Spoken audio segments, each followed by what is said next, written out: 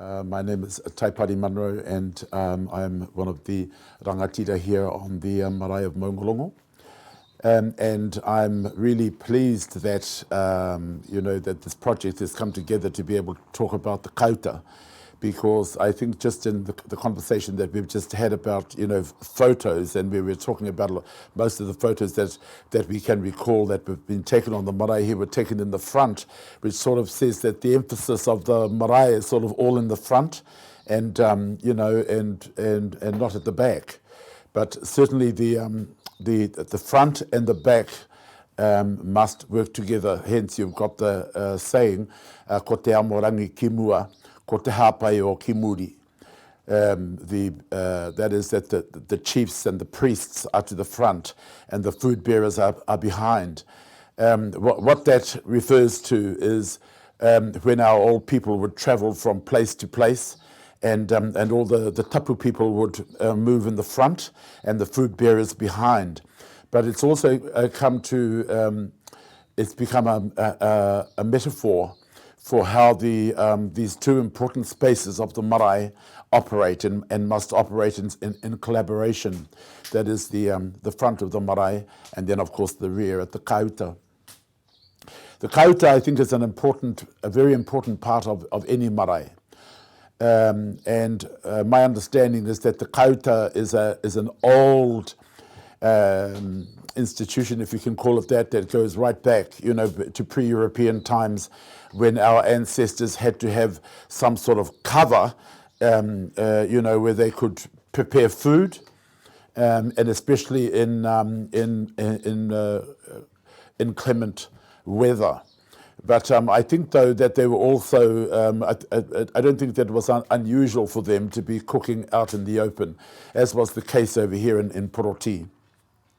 So my memory of Kaauta here is really only recent, and probably in terms of this building here. My earlier memory of cooking here on the marae was the big open fires that they'd have burning outside. And our uncles and granduncles would be the cooks, and I'm especially thinking of Tari Basil, who was quite a big man, and so you'd see them at the back here with their spades so that they could shift the big logs of wood, and also put the heavy iron pots onto the hooks. So cooking over here in those times was generally done by the men. And I think that's the reason why, because of the weight of the pots and the cooking implements that they had to work with, which were quite heavy. And I recall that the women would generally work inside in the dining room, that they would prepare the puddings, they would prepare the stuffings and all that sort of a thing, and they'd also dress the dining room. Our marae here back in the day, the dining room wasn't as wide as it is now. Our dining room now, I think, can comfortably take 3 rows of tables. But if my memory is correct, back in my childhood, the dining room was considerably narrower, and I think and possibly only had 1 row of tables that went the length of the dining room. The Kaauta. This Kaauta here, I recall, was set up, I think, in the 1980s.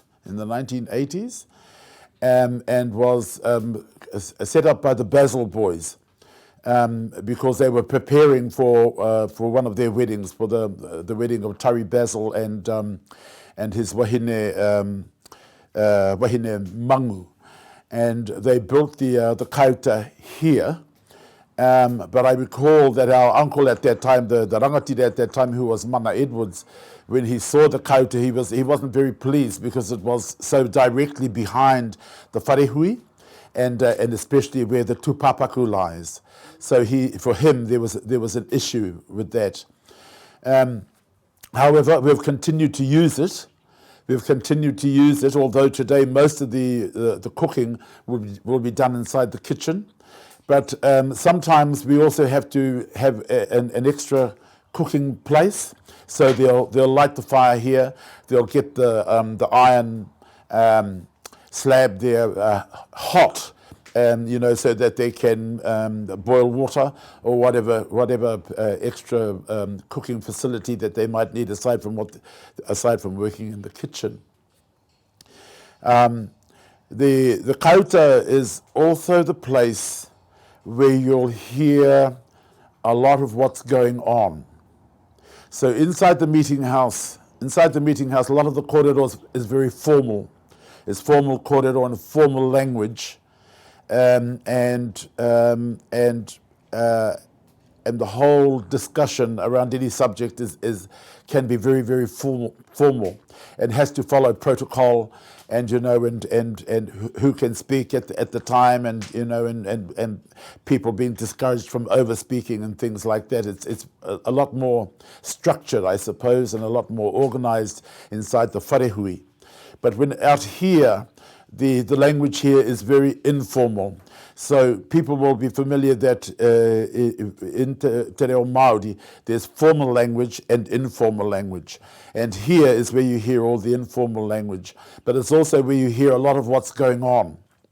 And to get a picture of what that actually is very enlightening, I think, to be sitting in the Kaauta and listening to the conversations that are taking place, about the subjects that are being addressed and spoken inside the meeting house.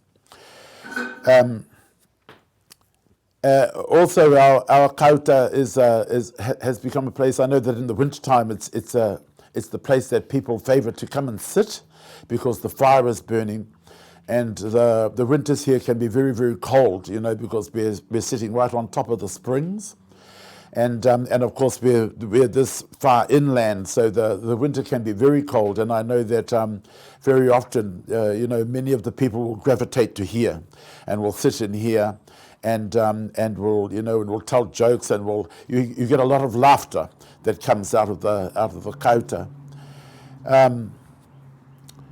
Our Kaauta here doesn't have a name. Neither does our meeting house. The name Maungaronga is on the marae, upon the land. But I think, though, that even though it doesn't have a name, it's simply that they call it the Kaauta is important within itself, because it describes the sorts of activities and the sorts of things that go on in here. So the just going back to my earlier korero about the Te Amorangi ki mua and the Hapai o ki muri. So this place is, this place is the noa part of the whole marae. So the old tapu customs were very strong here in Poroti once upon a time. They were very strong, and in those times, I dare say that how they treated those things that were sacred, was done in a considerably different way to how we do things now. So some people may be aware that on some marae, after a funeral, there's very often a formal reception or receiving of grave diggers back onto the marae. And I can't recall whether that happened here. I suspect that it may have, but in my own memory I can't recall that. But I suspect that it may have been like that once upon a time. However, nowadays, when the grave diggers return from the cemetery, they're still kept separate from the rest of the hui, and the rest of the dining, and a table is set up in here to feed the grave diggers, because the grave diggers are considered to have taken played a very honourable role in preparing the final resting place for that deceased person. So during the carrying out of that role, they're treated in a very respectful sort of way. Before they go to the cemetery early in the morning, they're fed in the dining room, but they are instructed that when they go to the cemetery, they're unable to return to the marae until their whole task is completed. So that can begin at about 5:30 in the morning when they're when they're woken up, and then they're fed in the kitchen, and then before they go to the cemetery, they'll come into the dining room, pay their last respects to that deceased person, and then they'll go to the cemetery. When they come back, this is the place that they'll come back to the Kaauta. And I think that that this has been the way in which the modern Uriroroi Parawhai Mahurehure people of Poroti have chosen to deal with the sacred or tapu aspect of the grave diggers, is by bringing them here and feeding them inside the Kaauta. Of course, you can see that there's still a separation, there's still an element of respect that's paid to those men because they're kept separate from the rest of the diners who eat in the dining room.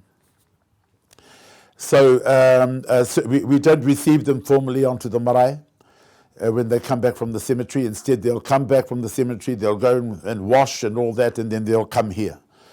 And I understand that some of the choicest foods that have been prepared for that hakari feast, will be put onto their table. So their table is very special in terms of the food that's put there. So the workers in the Kaauta and in the kitchen are not necessarily chosen, but I think are trained from their childhood years, so that the children of the marae, for example, are expected to go to come to help wash dishes.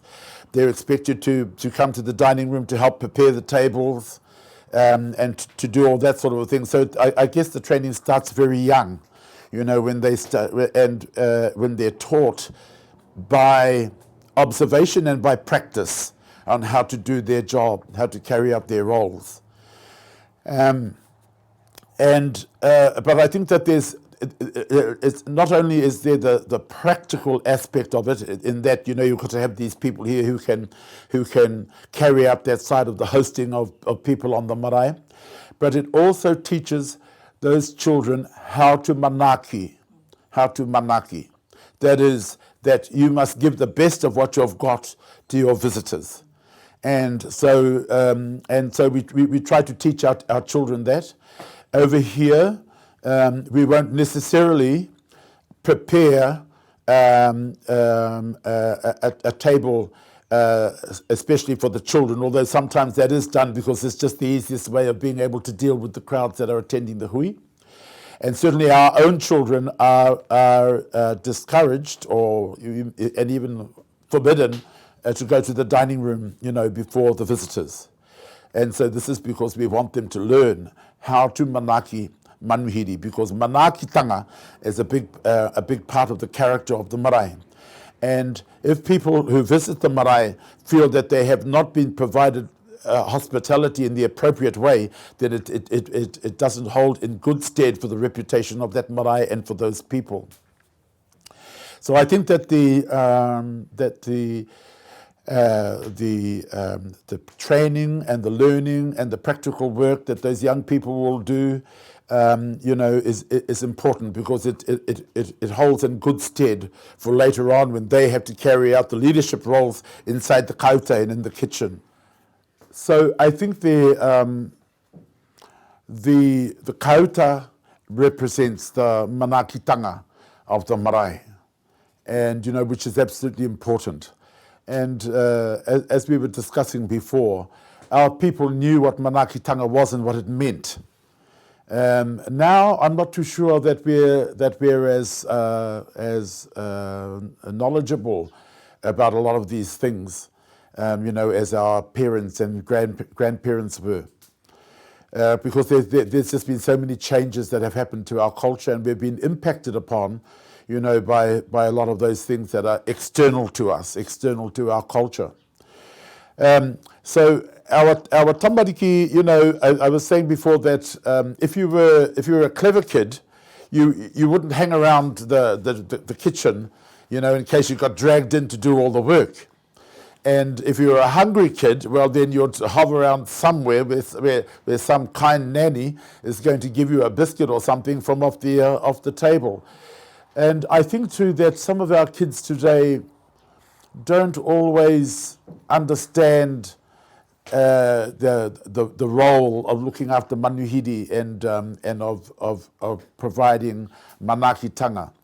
I think that for some of them, as I look at some of today's people, that it doesn't sort of come until they get older, you know. So they detest. I think some of them detest having to be in the kitchen all the time, scrubbing dishes, setting tables, and all that sort of a thing. When they want to be out and about and doing other things. But I think that when they get older, what I'm observing is that when they get older, and they have a stronger sense of responsibility, that they come back and they pick up those roles, and because they've been trained in them in their or practiced in those roles in their childhood, then they can carry them out and they can fulfill them. So yeah, I don't believe that people were specifically chosen, but I think though that the old people would recognize somebody who had leadership qualities, because certainly there has to be somebody in the kaauta and in the kitchen and in the dining room who's leading everything. You can't just expect to pull these things from out of the sky. There has to be somebody that's there, that's giving the guidance and that's giving the direction. This is another thing that I don't think our people understand either these days. I think that they think that anybody and everybody can do that job, and I don't believe that they can. I think that you really have to be able to work with people. You've got to be able to guide and direct the work that's got to be done, and you even have to be firm in some cases, and in some of the decision making that you make in the kaauta.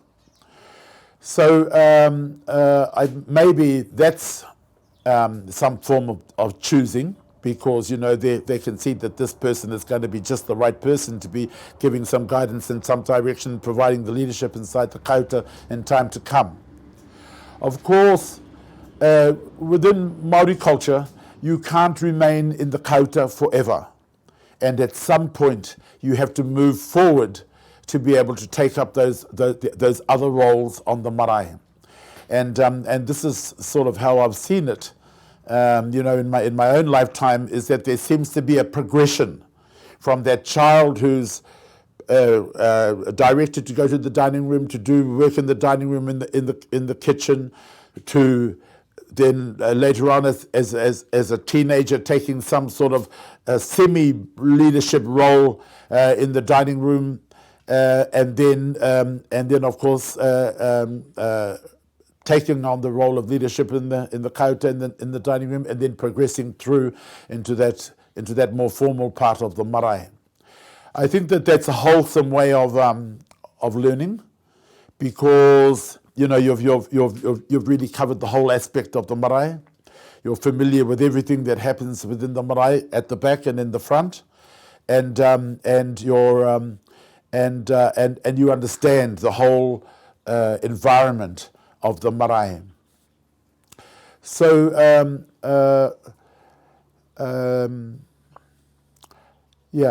I think that if we no longer had the use of the kaauta, I think that we would lose a really important part of our marae here anyway, And I know that in recent years that there has been discouragement for marae to have kaauta because of the fire risks. So, I mean, once upon a time in the north here, every marae had a kaauta. Simply every marae had a kaauta.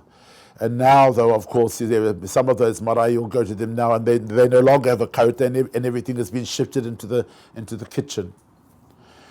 I think too that the changes that have happened within our culture have brought about some of the changes that we've seen.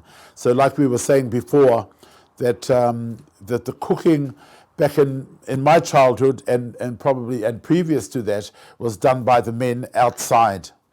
Of course, that's changed now, so that you'll see that nowadays a lot of the cooking and the food preparation is being done by the women inside the kitchen. So I think that those are some of the changes that we're seeing and that we're witnessing. But there are changes that come from those external forces from outside of our culture, I think. So I think that for us here, I wouldn't like us to see where we no longer have the fireplace, because I know for many of the people who come to the marae here, and especially in the winter time, that the Kaauta becomes an important place for them to gather and to meet, because it's not formal like it is inside the meeting house. Of course, there are things that you have to observe in the Kaauta and in the kitchen and in the dining room, but it's not so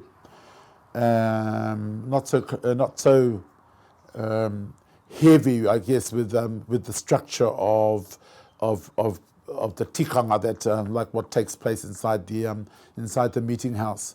So the Kaauta is an important part of the marae of Poroti, and whilst we have been talking now for some time about rebuilding the whole marae here, is that I'm hoping that the marae will the Kaauta will remain an important feature and an important part of the marae here on Poroti.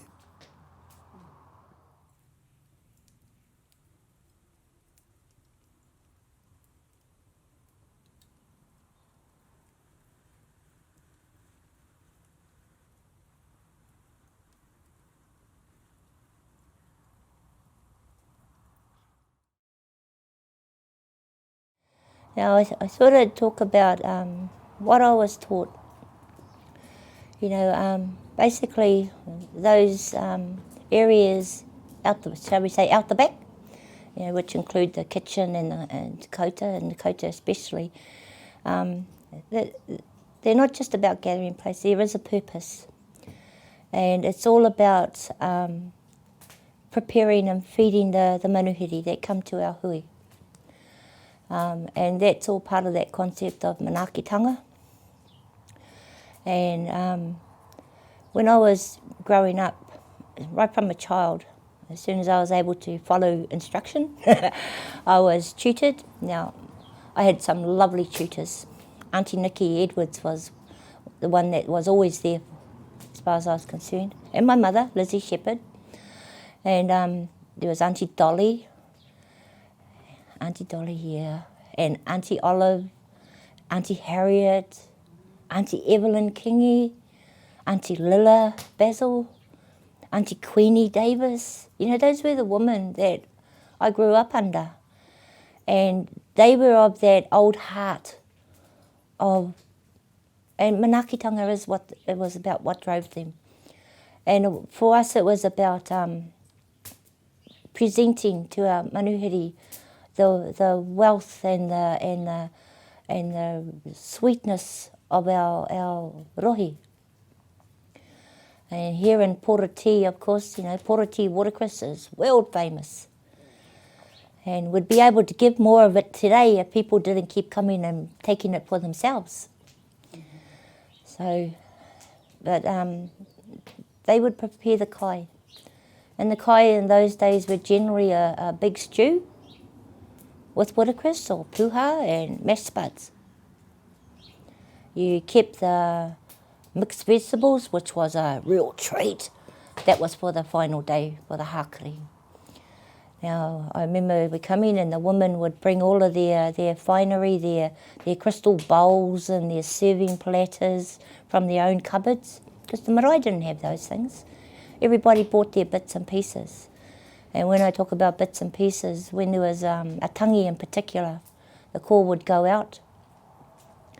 And one farm would bring in the beast, another would, the pork was generally kept for the hakari day. And I've got a good story about a pork. And another farmer would bring in their containers full of milk for us. Others would bring out of their cupboard their flour and their sugar. The marae actually didn't have a pantry, as we say, as we do today. But all of the people from around, all those involved in the tangi would bring that was their koha. They would bring the food to feed the manuhiri and the whānau pani that were coming. And today's modern concept of a koha to help pay for the hui is these days in money. And there's a lot of reasons for that. When I was growing up, there were more Māori families here. We grew up around this area at Poroti, a rural area. And we had those resources. We took from our own cupboards to provide for the hui. These days, there aren't as many of us here, and we don't always have those same resources. But as each generation has gone on, of course, each whānau grows, and so they access the resources from their own areas, which is good, so long as that whānau understands that concept. What I was taught was, as I said, manaakitanga. So it was about preparing beautiful kai, setting up the dining room so that the people could enjoy sitting down to their kai. You had particular ones that were just famous for their bread making. Now it's interesting, the bread making, because Auntie Nikki, she looked at my hands one day and she said, "You don't have bread making hands, so you don't make the bread. You do this instead." And that was fine by me. I mean, I didn't have to stand there making bread. But I just find it quite interesting that these days the bread makers aren't always there. And so I've had to start making the bread. And that's fine, because I get to stand in the middle of the kitchen and direct people as to what needs to be done and where things go or where things are. But those koha that came in of the beast, of the pig, of the ririwai, sometimes it was kumara, generally out of Auntie Nikki and Uncle Mana's garden. They had beautiful big gardens of kumara. The milk, the cream, fresh cream, from the cows. Those were true delicacies. The preserves that had been made by the komiti wahine would come out, beautifully made peaches and jams and pickles and chutneys. So it was beautiful. It's all homemade. But that doesn't happen as much as it used to. These days, I get the call, I have a budget, I race off to Pack and Save, I buy the kai for the first kai, and I come back and we start preparing. That's what happens today. But trying to teach the new generations that are coming through as to what is expected so that we can continue our practices of old. People might say, that was the old days, why do we have to do that? Well, every part of tikanga has there's two parts of it. There's the esoteric and there's the practical. You have a job to accomplish, so this is the way we do it. And manaakitanga plays a big part in that.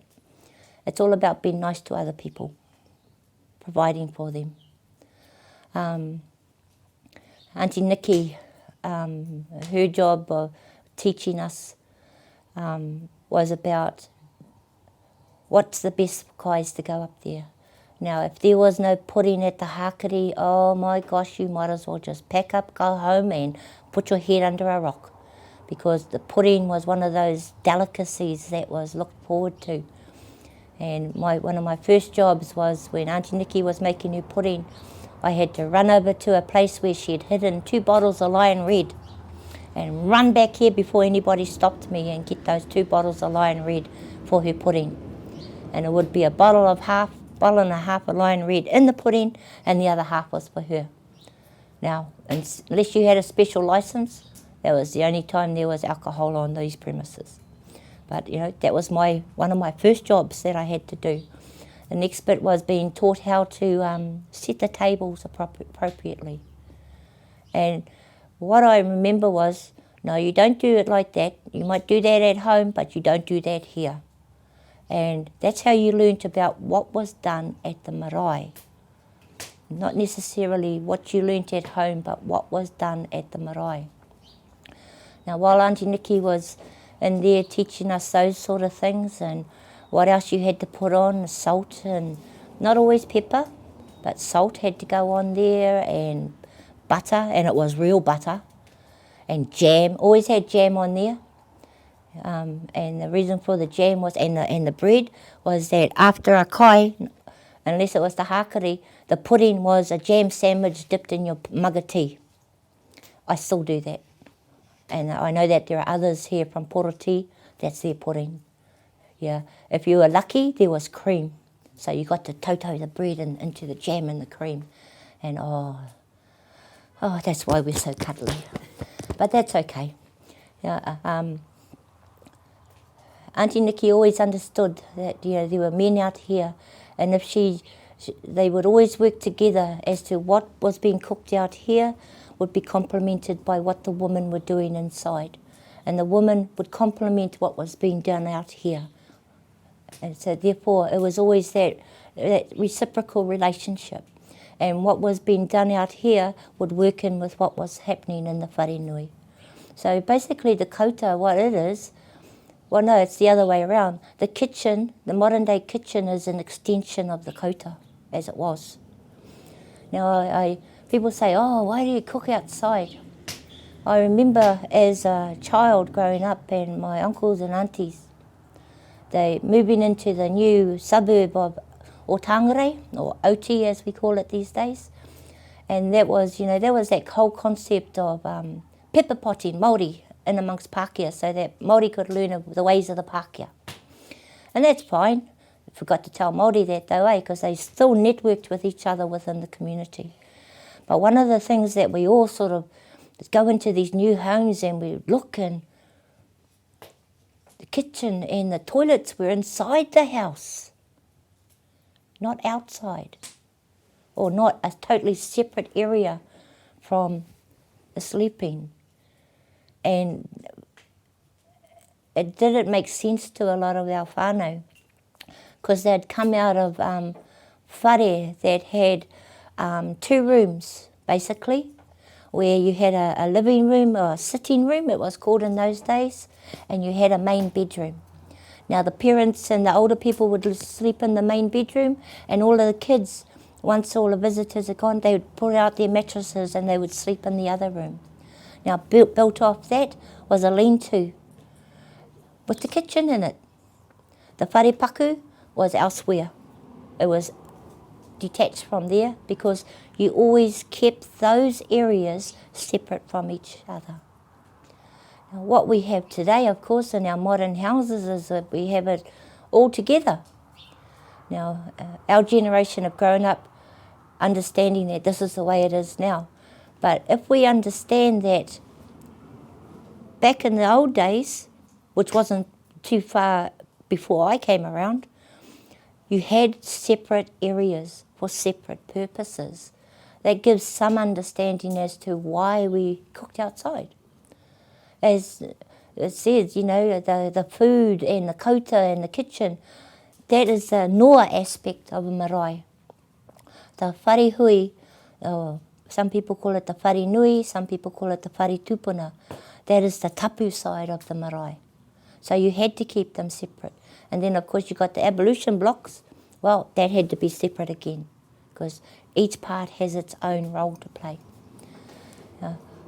It was mostly through the teachings in the kitchen growing up that if you learnt about the schedule, it was you've got manuhiri in there, so you need to be able to provide for them. And of course, with the open fires outside, there was always a big pot of stew going on, or a boil up. These days, unless we're lucky enough that a whānau has brought in a beast and there's plenty of meat, we can still do that, but generally it's always about what is available to feed the manuhiri. There are times when we will do sandwiches and cakes and biscuits just for a cup of tea for those manuhiri coming through, because at times we don't have the manpower anymore in the kitchen and the kaauta. as I was saying, when I grew up, we would all come. Never mind school, we all came to the marae and all helped out. Because there aren't as many haukainga anymore, there aren't that many to help out in the different areas. So, you know, hopefully we can teach the younger ones coming through that this is all part of those duties and responsibilities. You know, we all talk about having rights. Well, with those rights come responsibilities and obligations. How can you say, you know, people say, oh, you can't really be Māori unless you have te reo or you got a kaue moko or something like that. Well, my point is, how can you say you're Māori if you don't participate in the goings-on at the marae? Because the marae is one of the last institutions that we have that we can actually hold on to. And having those particular areas of the whare nui, the whare kai, te Kaauta, need to be retained so that we can carry on and teach our young ones about manaakitanga, about what's tika, what's teka, about tikanga, about tapu, about noa.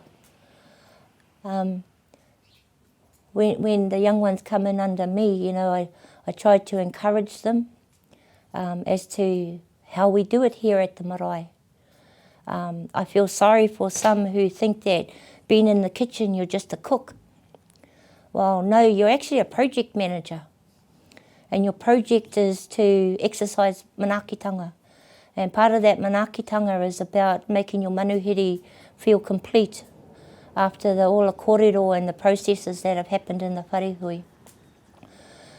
So being in the kitchen, you need to be able to coordinate that the tables are all set, that there's kai going on, that the dishes are done, that the place is clean, that it feels warm, that everybody's happy. So there you go, project manager. Nah, take that one. You're not just a cook. The ringawera are really important in that, you know, on one side of the marae you've got the taumata going with its formality and its speeches and its protocols. On the other side you've got the ringawera working hard to provide the other part of that for the manuhiri. And it's all about working together as a whole rather than everybody bringing in their own little ideas. You know, it's good to have new input, but if the new input doesn't work or doesn't achieve your final outcome, then that new input should be put aside. Back in the days, our whānau would be, you know, I'm talking about my nana and her 7 kids and their children. You would feed them at one row of tables. Today, my nana, her 7 children and their descendants, you would need be able to seat at least 200 people. You can't sit there in one seating. So sometimes our facilities don't always fulfill the criteria, but it's all about making do with what you have rather than wanting more than what there is. But you make do with it, and this is when the kaauta really comes into its fore, and that you can see in the back, the vat there, it's steaming away. You know, the fire's been going, you've got the heat going, so it's the extra element. It's the extra hot water cylinder. It's the extra cup of tea warmer. It's the extra space where people can go. On the day of the hakari, or even before, this becomes a hub of activity. All the preps going on, especially if there's a hangi going on, because all of the food will be prepared out here. You know, you have all the young ones bent over a drum, peeling the rewa and the kumara, and you got the men with the muscles chopping the pumpkins and cutting up the meat and setting it into the baskets. This is where this place really comes into its own. And it's you can just feel the energy coming out of here. And you're looking around and you can see the young ones helping to prepare and taking it in as to what happens. And of course, the more times that people participate in each of the hui, the more skills they pick up. And it's good because then you know that you've got the next generation coming through that you pass on those skills to. And it's just really satisfying. But as we all know, there are kids who will run off up behind the bushes there and play on their cell phones and Facebook and games and all the rest of it. And pai. But, you know, eventually people, we hope, will learn that for the marae and everything that goes with it, and all that goes with being Māori, you got to participate. You got to participate as best you can with whatever skills you have. There's enough chiefs sitting on the taumata to tell you what to do, but we actually need some Indians out the back to accomplish those tasks. Now, I remember one time there was a big hui going on. Oh, I think it was when Uncle George passed away. And we had masses of people, just masses, they just kept coming. And the men had decided they would use the vat and make a big stew and just keep it going. And now this is where they're remembering the skills about what a fire can do and can't do come into the thing. Anyway, they got their stew going, and then they realised that they needed to thicken it. And they came in and they went, our stew won't thicken. What do we need to do? So I just pulled out a big bag of corn flour, mixed it up and said, tip it in and keep stewing, keep stirring, shall I say. And they came out and they did that. It won't thicken. I said, I'll make you some more corn flour. And so I did that and I sent it out to them and they kept doing it. They came in a third time. It won't thicken. So I came out, I thought, the ingredients are correct. What's going wrong? The fire was smaller than that. They'd forgotten to stoke up the fire to keep the heat going. And I just thought, it's all right. They learnt from this one. But to cut a long story short, we got the stew thickened, and a big vat of stew like that, yeah, you can feed the hordes. And that's what we were trying to accomplish, was feed the hordes.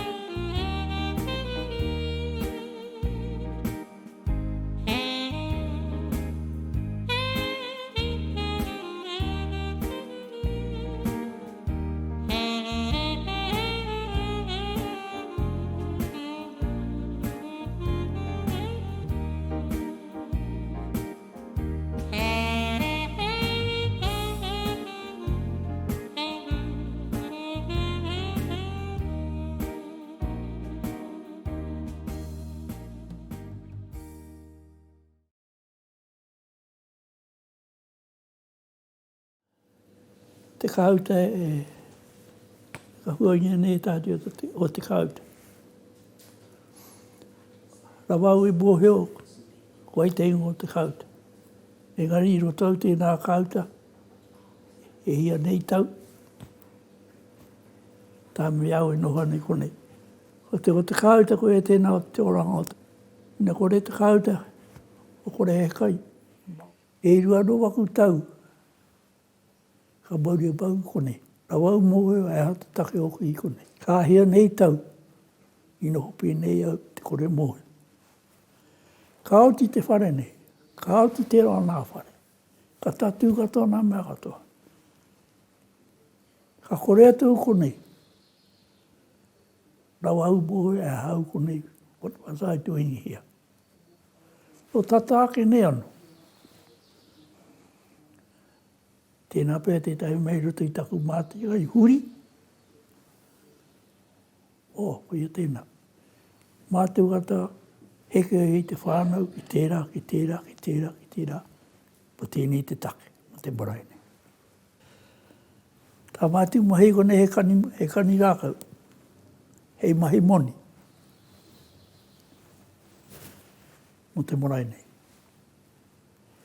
Haka tū nā kani,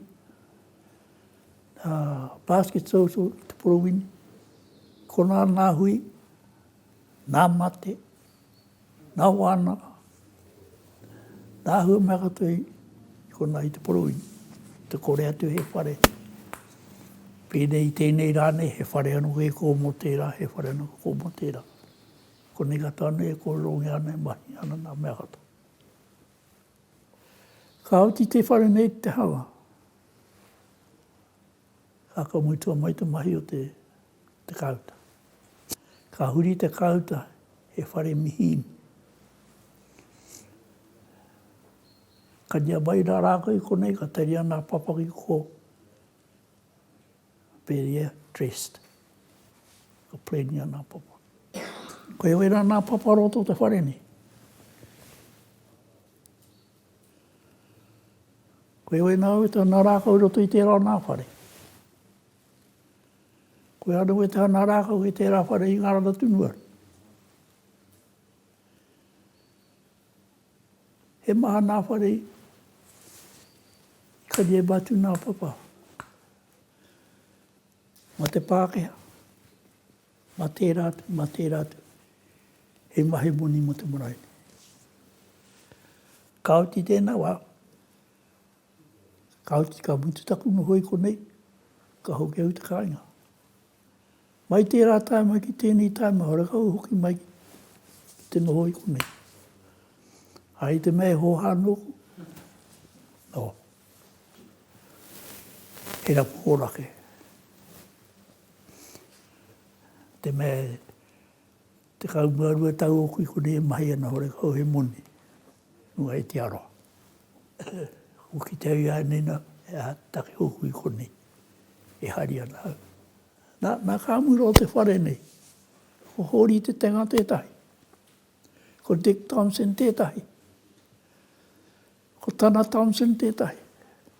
He maha nā kai mahi haere mai konei.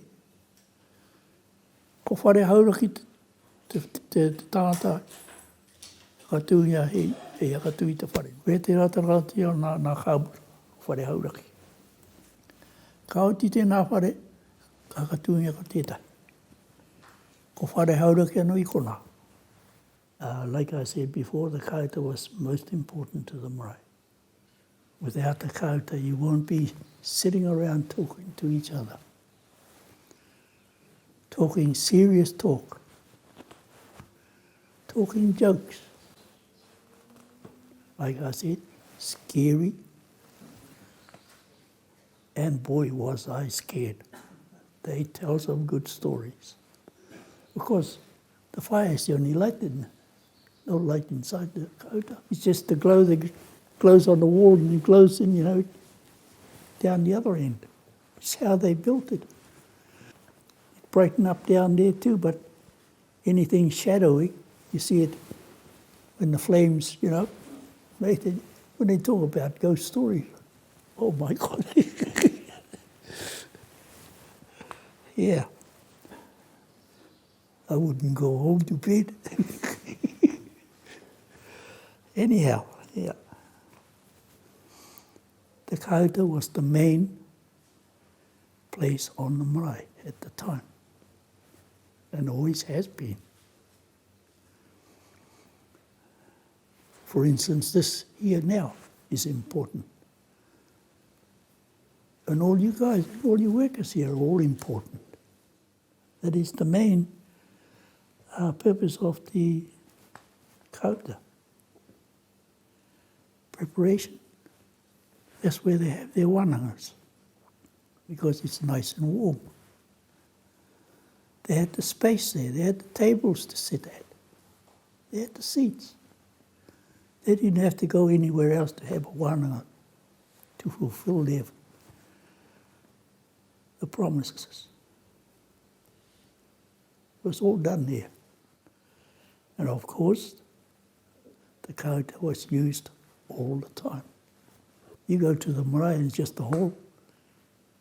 You'd be looking around, where's all the food? When they're going to eat? No Kaauta, no food. Now, it says, what's the catering, sittings, etc.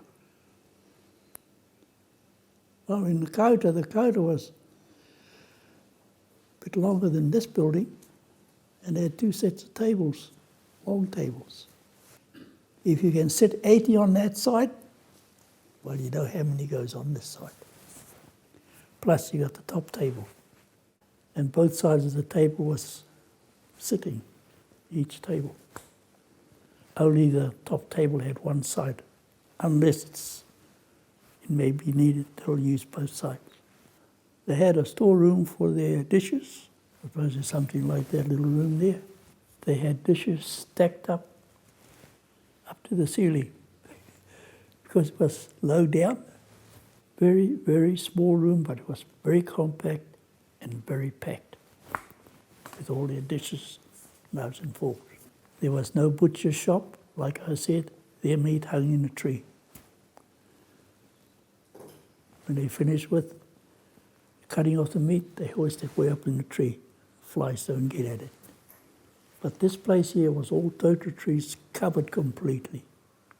As you know, Walter was saying they had to clear some, had to knock some down. Right where this building is standing here was all total trees here. It was a little, sort of a dip. It used to be an old creek. That's why the water comes down here when it floods. It says, if your marae no longer had the use of the Kaauta, well, we've got one here, a modern one. We had to go forward. And I'm glad this happens to improve the place all the time. That means it carries on the dream. The matua was dreamt up many years ago. Well, anyhow, all the timber, the logs that was brought down here to the mill, it all came from the forest out Pipiwai, and some from up Pipito. And these here, they're only matchsticks. This was the Pākehā size they bring in.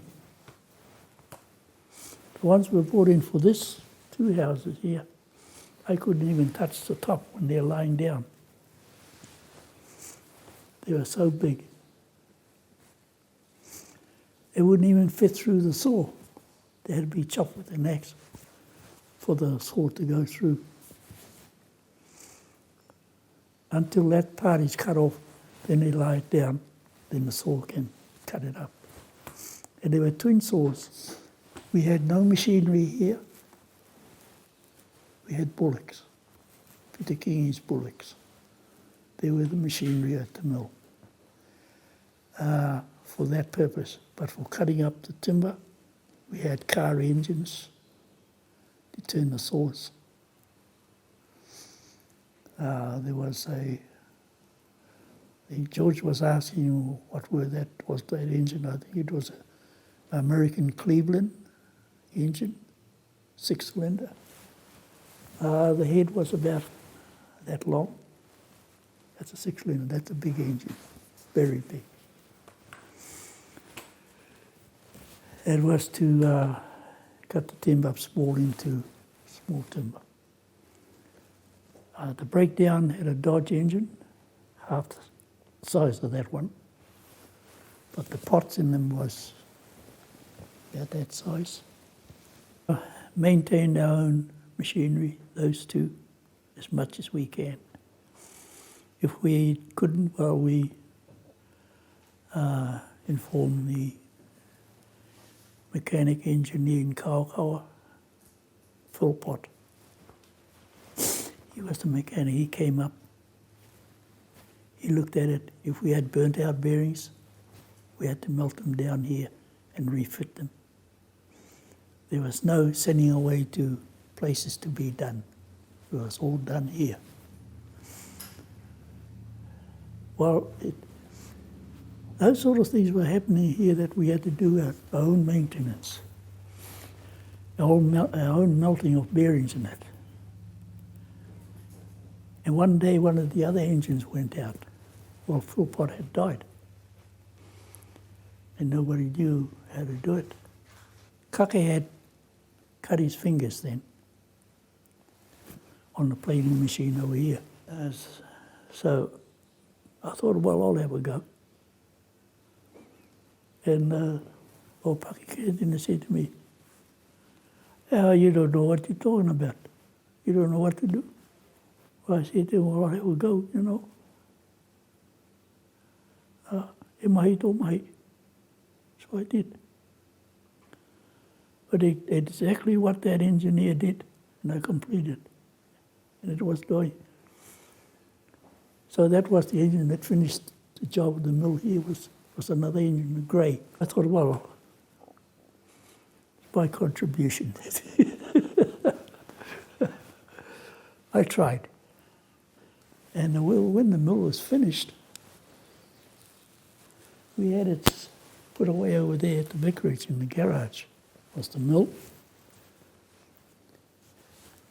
And the boiler that was here for cooking the food, supposed to be, but that's rusted away. It's down there, I've seen it. Yeah, down by the toilets, where the old toilets used to be.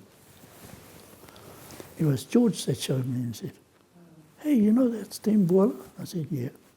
"Where is it?" "If I sell it." "No, they threw it over here to rust away." I went to have a look and oh my God, that's history, rusted away. And George said, yeah, he was disappointed too. Did I ask him, well, where's the engines that was here, the mill engines? He said one had disappeared. I said, well, people that's got brain that knows about it, they'll take it all right. And he says to me, well, you had a go at one of them doing them. Well, I said, yeah. And he said to me, well, you had a brain? I said, well, then. I had a brain then, but I don't know about now.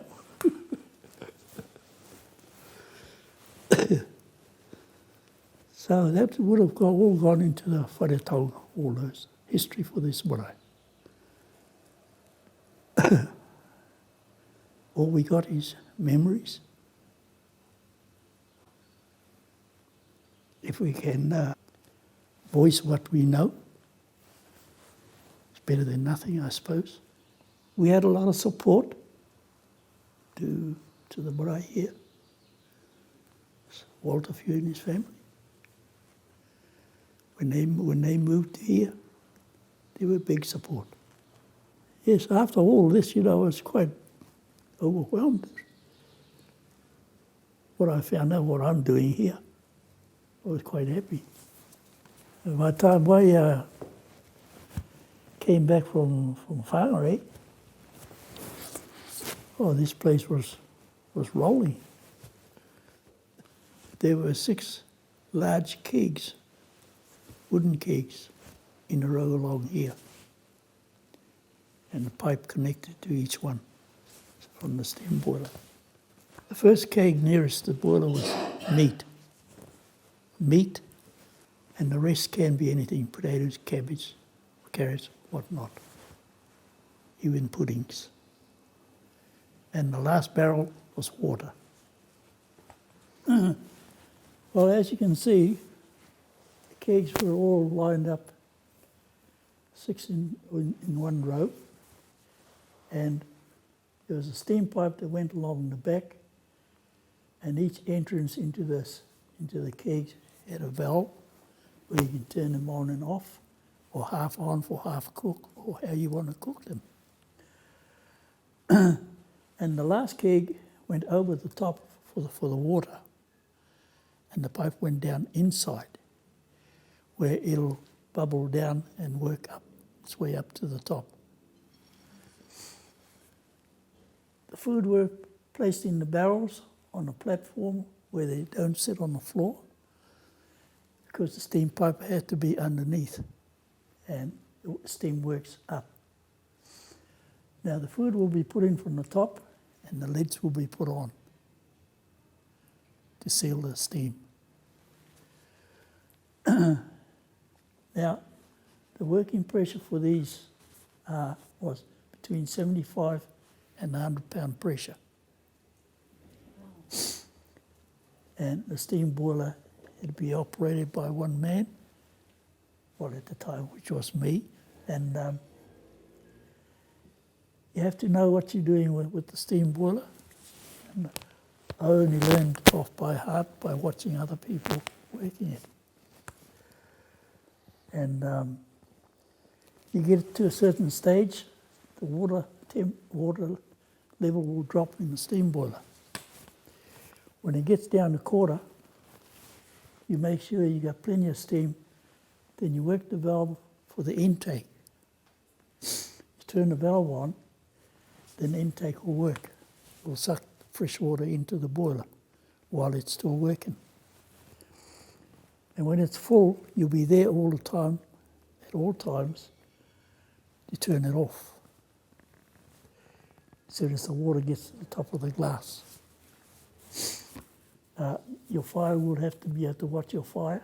You'll be stoking your fire. It's a wood burner. It's not a coal burner. And you keep that pressure on 75 pound pressure. If you come down below, you're going to have slow cooking. Like all men do at any hui, the men does the firework and the cooking in it. Yeah. Yeah, so because, well,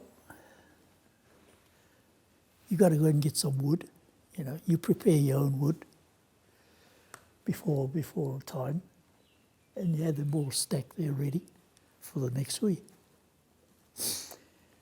Your steam boiler's got to be cleaned down, oiled, and ready for the next week.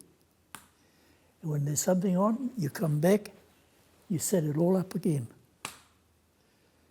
Fire it up and get it going. It's a man's job. Because when you finish, you got to clean the tubes. You got to take the top off there, the chimney out and the top off there, and you got a wire brush. You brush each tube up and down, and then oil it. Oh, kia ora, I am June Few. I've been involved with the marae since 1966. I'm a current trustee. I've been here for 50 years or something. Originally, I am a school teacher, but my involvement for the marae was to help Manaaki school groups that came up to use the marae. And my korero is going to be on the next steamer that we had working at the marae when the barrels went out of fashion. Right in the middle of this kaauta, we had a ground floor steamer or a big hole, and it was lined with sheets of iron, like the iron they use for driveways in town. And that was, can I just move over to the, like, I've virtually drawn excuse me, Uncle, a quick picture or a quick diagram of what it looked like. It was a hole in the ground, and you can see where the concrete is. It was lined inside with iron, and at the bottom was a ledge where the baskets of food sat. Under that ledge, it was filled with water, and the pipes went virtually under there, and it was really heated by oil burner. The oil burner, the oil that we used was waste oil from the garage down there, and it was piped, and it had its little wee firebox, I would say, for safety, and we used to light them or turn them on. It was just a little tap. I turned the oil on, and it dripped into this container, and it actually filled the pipes right there through the water. And when that was heated, we had baskets of kai that sat on this wooden ledge. The baskets actually came from the northern bakeries. They were the first ones out, and they were metal ones. And somehow we used to bring the bread up here to the crates of bread, and they became our baskets for the kai. And so we used to put the baskets on those there, and which now down the end there, which is our big sink that we use now for pot washing. It sat over the whole. Oh, I haven't got that pen. Can you pass me that pen over there, please? It actually sat right across there, screwed down, and blocked the steam, and so that actually came right over there, like that, and it was screwed down, and it captured all the steam.